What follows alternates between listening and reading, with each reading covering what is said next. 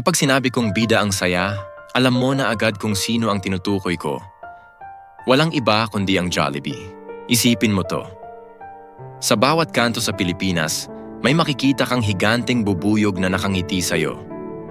Siya ang takbuhan natin kapag petsa de peligro pero gusto pa rin ng masarap, ang comfort food natin kapag malungkot tayo, at ang required na handaan tuwing birthday ng mga bata at isip bata.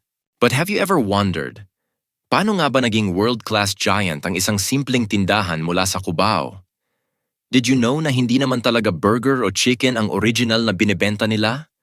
At alam nyo ba na muntik na silang lamunin ng isang global giant noong 80s? Buckle up mga kapapski. Ito ang kwento ng determinasyon, diskarte, at langhap sarap. Ito ang the untold story of Jollibee.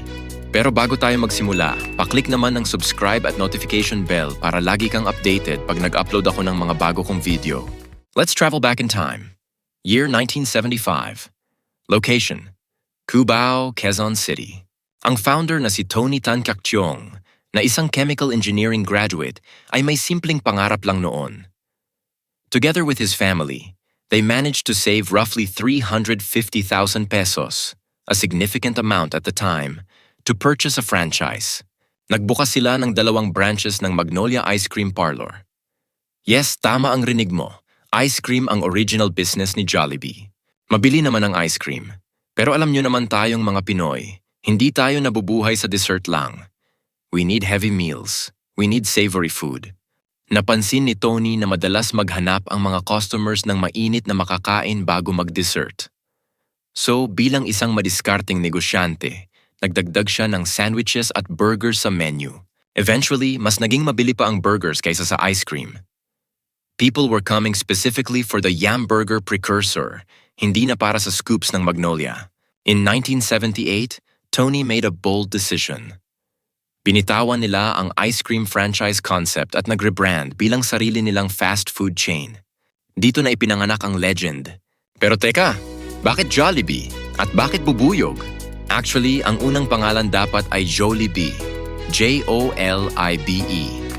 Pero syempre, kailangan itong ayusin para mas catchy. Enter Manuel Lumba, ang marketing genius at consultant ni Tony noon. Siya ang nagsuggest na baguhin ang spelling to Jollibee. Jolly na B. Pero bakit B? Bakit hindi aso, pusa o kalabaw? Ang logic ay simple pero deep. The B represents the Filipino spirit. Hardworking. Masipag ang mga bubuyog. Pero hindi lang basta masipag, dapat masaya rin.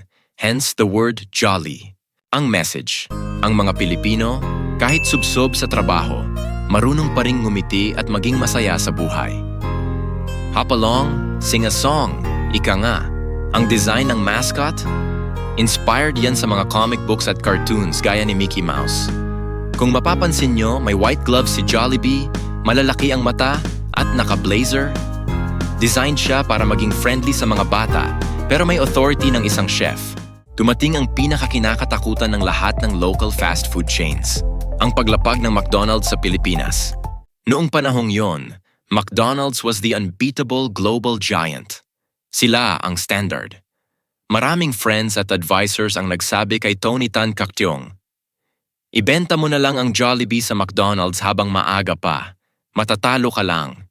You cannot beat a global giant. Imagine that pressure. You are a small local brand, tapos babanggain mo ang pinakasikat na restaurant sa buong mundo. Pero hindi na tinag si Tony. Instead of selling the company, pinag-aralan nila ang kalaban. Ano ang meron sa Jollibee na wala sa McDo? Ang sagot? Panlasang Pinoy. Ang burgers ng mga Amerikano, madalas bland para sa atin o masyadong pickle-heavy. Ang spaghetti nila maasim-asim dahil Italian style. So Jollibee doubled down.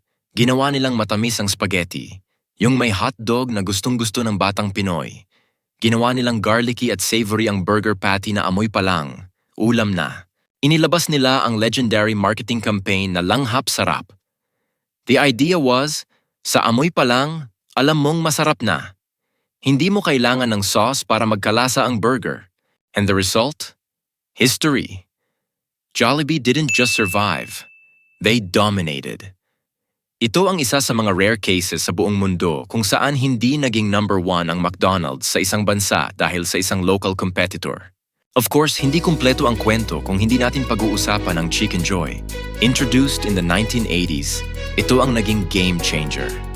Bago ang Chicken Joy, burgers ang main star. Pero nung nilabas nila ang manok na Crispy-licious at Juicy-licious, wala na, uwian na. May mga rumors pa nga dati, mga urban legends, na may secret ingredient daw o kaya naman worm burger daw ang Jollibee. Siyempre, fake news yon. Gawa lang yon ng mga inggit na competitors. Ang totoong sikreto? Intense quality control at ang perfect blend ng spices na swak sa dila natin. Ipinapartner pa sa gravy na pwede mong gawing sabaw sa kanin. Aminin mo, ginawa mo na yon. Dahil sa Chicken Joy, Jollibee cemented its status not just as a burger joint, but as the ultimate family restaurant. Fast forward to today, si Jollibee hindi na lang pang Cubao, hindi na lang pang Pilipinas. Nasa New York na sila, London, Dubai, Hong Kong, at marami pang iba. Tuwing nagbubukas ang Jollibee sa ibang bansa, makikita mo ang mile-long queues. Hindi lang mga OFWs ang pumipila para makatikim ng taste of home, pati mga foreigners, curious na rin. Even the late Anthony Bourdain praised Jollibee spaghetti. At hindi lang yan. Ang Jollibee Foods Corporation, JFC, na ngayon ang may-ari ng Chowking, Mang Inasal, Greenwich, Red Ribbon, at pati na rin mga international brands like Coffee Bean and Tea Leaf at Smashburger.